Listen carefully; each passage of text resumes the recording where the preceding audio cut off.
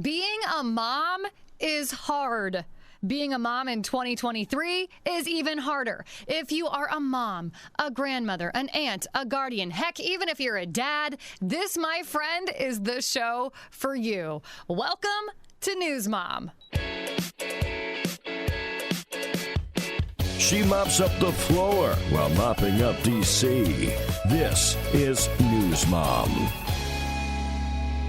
Hey everyone, my name is Kayla Blakeslee. My friends call me KB, and I am the host of News Mom.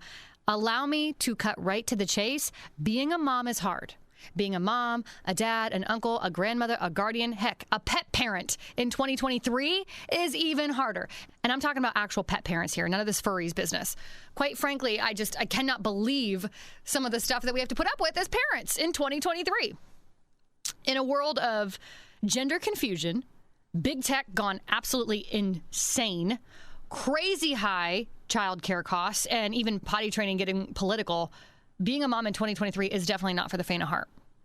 Everything these days is just so darn politically charged, and I should know because I work in news talk radio. I have for over a decade, meaning I have dished tea and taken on lawmakers and officials from both sides of the aisle, and yet my experience in news talk has been no match whatsoever for being a parent. As a relatively new mom, I have a 2.5-year-old baby girl. I've quickly learned not only is my full-time job of hosting a conservative news talk radio program political, but so is being a mom. Who knew? And this show is going to be just about that. I am so excited. My boss came to me. I was actually walking down the hallway, and he said, hey, KB. He kind of pulled me aside, and just out of nowhere, he said, hey, you need a podcast. Basically, we have this whole initiative around the radio station where I work for some of our on-air personalities to have podcasts. So I said to my boss here, I said, well, I mean, are you guys sure you want to give me a space to talk long form, unfiltered? That could be dangerous. I said, if you give me, an open mic off the top of my head, I guess if I was going to start a podcast, the only two things I'd really care to talk about are being a mom and politics. He said, great, call it News Mom. So here we are, just like that. I am now the host of the News Mom podcast. And honestly, as a new mom, and one that obviously works in the news, I have had a lot on my mind and a lot on my heart that I have just been bursting to share, as I am sure you have those feelings as well. So I'm just so ready to share personal stories of my own. I can't wait to have on other news moms, Democrats and Republicans, Lord help me, some in the political arenas, some not. I'm also going to talk to some major players in the news world who don't have kids yet. I would love to hear their reasons for why they don't have kids yet. Maybe because of their jobs. That's the reason. I was like that for a short time in my life. We're going to talk to influencers on a local level and on a national level about what it's like being somewhat in the spotlight and having kiddos and how politics comes into play. Whether that be during school drop-off or at volunteer PTA meetings. Been there, done that. I will share, hopefully, some thought-provoking insights, some solutions. I'll hopefully arm you with some tools as well to take head-on some of the issues that we are facing as parents, because we are all in this together, my friends. And hopefully we can have truly unfiltered conversations about how motherhood and everything in it has just become so darn political. And let me start by saying, I have a confession here right off the bat. I grew up never dreaming. I've never had this dream of being a mom or a wife for that matter. Here I am both. Yeah, I dreamed of love. I dreamed of romance, but I didn't really dream of marriage per se, let alone being a wife or a mom. And I actually grew up for a really, really long time, even going into college, wondering why I was so different and why I didn't have these similar dreams to my cousins, to my friends, to other kids that I went to school with. And I've come to this conclusion. The mainstream media thinks you can't have both. The mainstream media thinks you can't do it all, mama. Well, ladies, I'm here to tell you, don't believe that crap the mainstream media tries to sell you. You can have it all. You can do both. The mainstream media thinks that if you do dream of being a mom or a wife, that somehow you're less of a woman. It's brainwashed females to actually believe this and think this. I was one of them. The mainstream media thinks that somehow your value as a person goes down if you want to be a mom or let alone be a stay-at-home mom.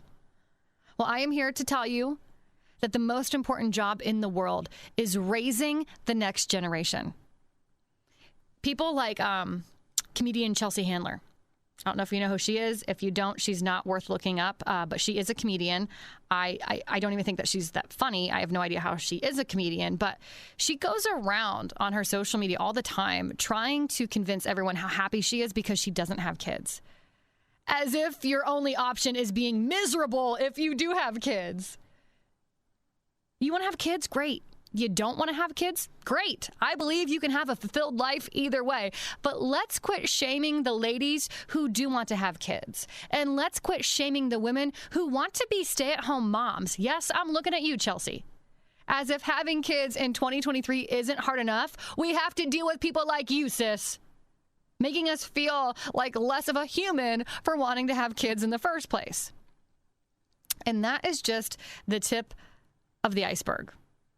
I know you know, once you do have kids, bring on even more nonsense. The nonsense from schools, the nonsense from social media, the nonsense from Washington, D.C., the nonsense from our own state governments. And I'm not saying it's all bad. I mean, we've got a ton of really great, intelligent, wonderful people out there fighting the good fight. But man, do we need all the help we can get. You know, for example, when it comes to schools, when it comes to educating young people, suddenly it's no longer about our kids just learning, you know, reading, writing, arithmetic, and science in school. No. Now it's kindergarten lessons focused on something called the genderbread person. Yeah, this is a real thing. This person is defined as a cute, approachable model for understanding the social construction of gender. I don't know if you've ever seen this before. Google it if you haven't. The genderbread person is this cute little cutout diagram character that looks like the gingerbread man, obviously. And kids are taught, young kiddos are taught with this diagram to define their gender in their head. Yes, this is a real thing being used and taught in public schools as we speak. See? I mean, I'm telling you, as parents, we get to deal with all kinds of crap, all kinds of stuff. And you know, the one that actually really gets me fired up aside from the genderbread person is big tech. Big tech companies have the ability to filter and censor content that is available to minors. Yet they don't do it. They don't invest in those kinds of tools. They don't invest in it. Why? Because of money. Apparently, the money is more important than the well-being and safety of your kiddos, which is funny because social media always likes to say that they care about the safety and well-being of your kiddos. Our lawmakers like to say they care about the safety and the well-being of your kiddos. If they did, these big tech companies would be investing in these kinds of safeguards. They would be investing in these kinds of tools. They don't invest in it. And there's zero accountability there. Your kiddo snaps a really crude photo and sends it to what appears to be a lovely young lady on the other side of his iPhone. You know, the next thing he finds out, he's sexting with a man named Bjorn, and Bjorn is demanding $1,000 in cash or he's going to release this crude photo. It almost seems not fair, right? I had a great, magical childhood, and the biggest concern my parents really had for me is that, you know, I just wouldn't eat too much dirt while playing outside. Seriously, being for real though, I remember growing up. I'm 34 years old, by the way, and I remember when I grew up, the two big issues it seemed like parents were worried about were, you know, their daughters getting knocked up after prom or their son getting caught with marijuana. I guess I do also recall eating disorders, also kind of a big one there for a while. Vandalism. A big one. I was from a small town, so it seemed like kiddos had nothing else to do but to run around vandalizing mailboxes. But here I am, like I said, I'm 34, and it's hard being a parent. And unfortunately, there's just not a lot of advice or wisdom I can gain from my parents because they have no idea how to raise kids in the midst of the world we live in today. They didn't really experience this cancel culture that we live in today. Mental health awareness finally coming to fruition. School lockdowns are a thing now. Gender identity, TikTok, fentanyl in the shape of Flintstone vitamins. There's some wild stuff going on out there. And again, I should know, it comes across my desk every single day at my day job. Horror stories, oftentimes. But, you know, I feel like it's important that we don't focus in just on the doom and gloom. Because on the flip side, being a mom is the most incredible, rewarding thing that's ever happened to me. I'm sure you feel the same way. Thank God, God knows the plans he has for me. And this is also actually probably a really good time for me to say, if you are offended by my conservative Christian values, sorry, not sorry, this show just might not be for you. They will naturally seep out of me because that's just who I am. But here's really where I'm going with this. Don't be fearful of the world we live in today. I'm guilty of this. But I really try not to be scared for my baby girl. Trust me, being a parent during COVID-19 instilled a lot of fear in me for a short time. I was paralyzed by that fear, actually, for a big portion of my pregnancy, until I finally woke up and I realized God has called our kids for such a time as this, for this exact moment. So yeah, I might not raise my daughter in the way of, hey, honey, just be home by dinner time, but that's okay. The world today is not what it was when I was growing up. And I think I went through this transition during my pregnancy that I kind of had to mourn that I wasn't going to be able to raise my daughter the way that I was raised. And that is okay. She has been called. I have been called to raise her in this very moment. So instead of being scared for your kiddos in this crazy pandemic era that we all live in right now, instead be excited for them.